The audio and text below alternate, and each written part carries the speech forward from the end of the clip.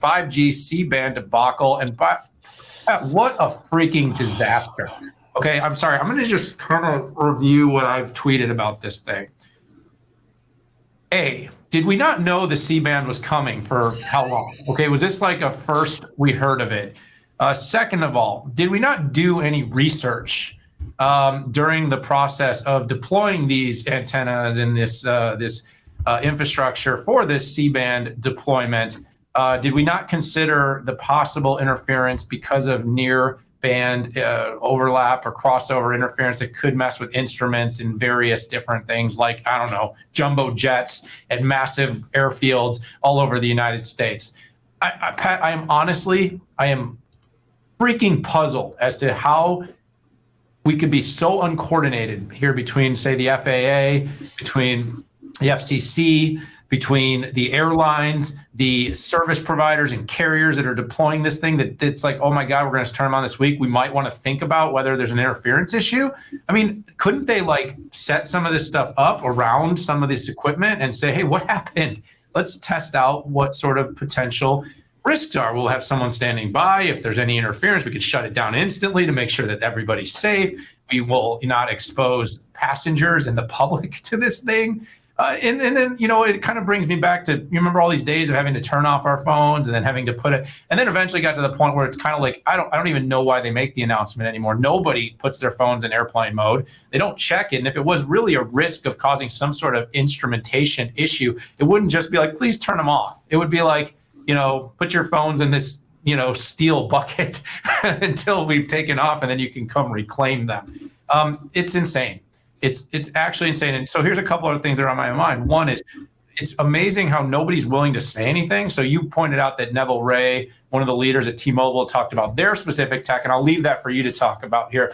But I watched Hans Vestager go on CNBC, wouldn't talk about it. FCC wouldn't talk about it. The FAA, nobody has clarity. I said, where is the data on this thing? How in the world did we get this far and not have published data on the quality, the risks, the interference of this band? And then, of course, you sold this band. The SEC sold this band for billions of dollars, and now they're going to tell these companies that maybe they can't use it in 50 major markets pending an investigation that you're waiting till now to do. All right, my head's going to freaking explode. I don't want to, the word I want to use with the FPAT, by the way, I can't use because we'd get one of those censorships on our show. I don't want to have a censorship, but I'm effing mind blown by the fact that we seem so disorganized here. And by the way, we're like a week in and it seems like everyone's flying again. Gosh, Daniel, why are you so upset? The FAA budget's only $17.5 billion. I mean, you'd expect them to squeak by with that amount of money and figure this out. I mean, I don't know what you would expect. You know, no, I am completely disgusted with the FAA for letting this. I'm less disgusted with the FCC, but hey, we're one big happy family. We spend more, we get taxed more than we should, and we should demand that screw-ups like this get addressed. And I got to tell you, I don't know what Buttigieg is doing, or where he was spending his time, or what he was thinking. This is in his camp. The one thing I will point out is and I think that T-Mobile deserves a victory lap, right?